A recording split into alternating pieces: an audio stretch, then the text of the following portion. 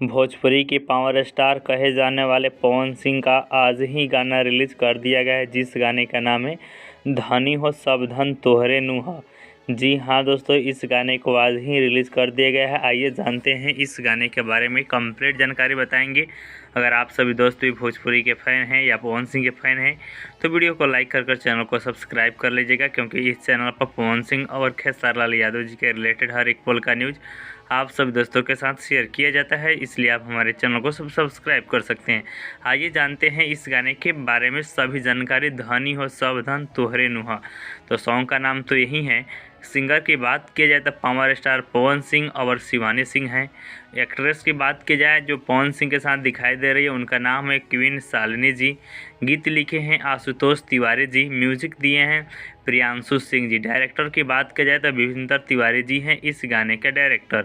अब बात कर लेते हैं फाइनली इस गाने को कौन से यूट्यूब चैनल पर रिलीज़ किया गया है। तो इस गाने को आज ही आशी म्यूजिक पर रिलीज़ कर दिया गया है, ठीक है, जो कि 3 मिनट 25 सेकेंड का 4K वीडियो सॉन्ग है। अगर आप सभी दोस्तों को इस गाने के सुनना है तो इस गाने का लिंक मैंने अपने वीडियो के डिस्क्रिप्शन बॉक्स में डाल दिया है, तो जाइए लिंक पर क्लिक कीजिए, इस गाने को सुनिए, पवन सिंह जी को सपोर्ट कीजिए। मिलते हैं नेक्स्ट वीडियो में।